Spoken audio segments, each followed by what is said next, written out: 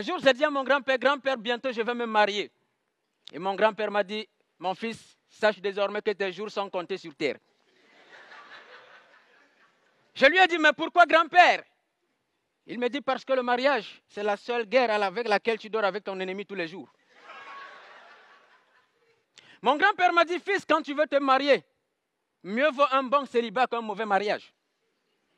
Il m'a dit, quand tu veux épouser une femme, demande à Dieu de t'aider pour que tu trouves la bonne femme. Car si tu trouves une mauvaise femme, tu risques de faire une crise d'AVC. Et lorsqu'il est causé par une femme, AVC signifie arrête de vivre, connard.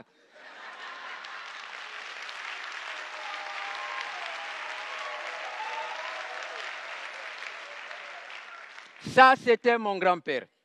Alors j'ai dit à mon grand-père, mais grand-père, comment fait-on pour trouver la femme de sa vie? Il m'a dit, il y a deux types de femmes.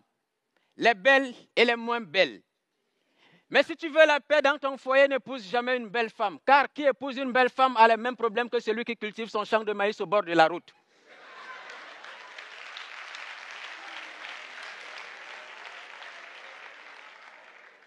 J'ai dit à mon grand-père, grand-père, comment faire pour connaître la femme de sa vie?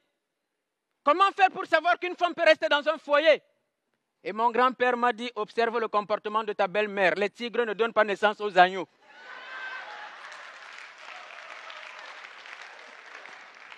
Mon grand-père, il m'a dit un jour, si ta femme, même en blaguant ou dans les problèmes, te dit, je vais te quitter, sache qu'elle t'a quitté depuis. Et si tu la vois simplement à côté de toi, sache qu'elle attend simplement que ton rival lui envoie les sous pour déménager. Je n'ai pas écouté les conseils de mon grand-père, je me suis marié. 2 mois après, ma femme m'a quitté. Elle a épousé un idiot qui venait de l'Europe, parce qu'il lui avait promis le paradis sur terre.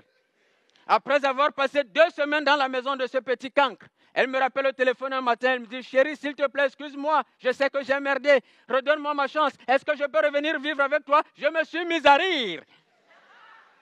Elle me dit, chérie, tu ris alors que j'ai des problèmes? Je lui dis, non, je ris parce que tu viens de comprendre que le tourisme est différent de l'immigration. Reste là-bas.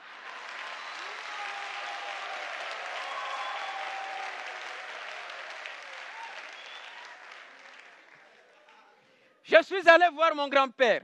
J'ai dit à mon grand-père, mais grand-père, j'ai de l'argent. Pourquoi ma femme m'a quitté? Il m'a dit, tu ne comprendras jamais pourquoi. Il m'a dit, quand tu es pauvre, la femme a tendance à te tromper avec un riche. Quand tu es riche, la femme a tendance à te tromper avec un pauvre. La femme, c'est comme le vent, elle souffle dans la direction qui lui plaît.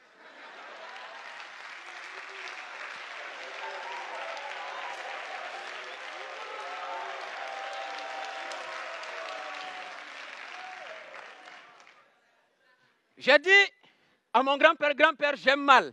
S'il te plaît, grand-père, permets-moi de comprendre la femme. Mon grand-père a ri. Je lui ai dit, ma femme m'a dit qu'elle me sera fidèle. Pourquoi elle m'a trompé?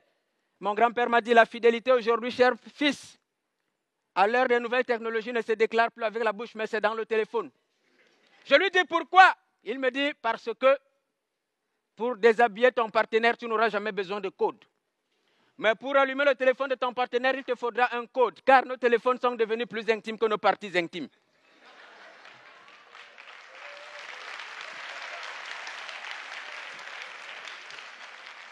J'ai dit à mon grand-père, grand-père, maintenant dis-moi sérieusement, qu'est-ce qu'il faut pour comprendre la femme?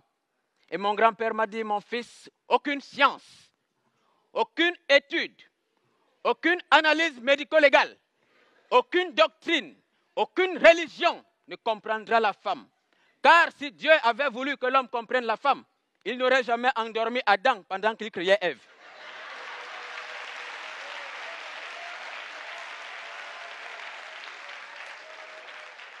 Et moi, j'ai dit à mon grand-père ce jour, grand-père, je comprends maintenant d'où provient l'incompréhension de la femme vis-à-vis de l'homme.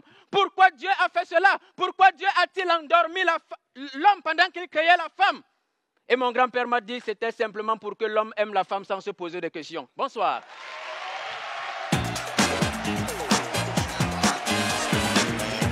Yeah.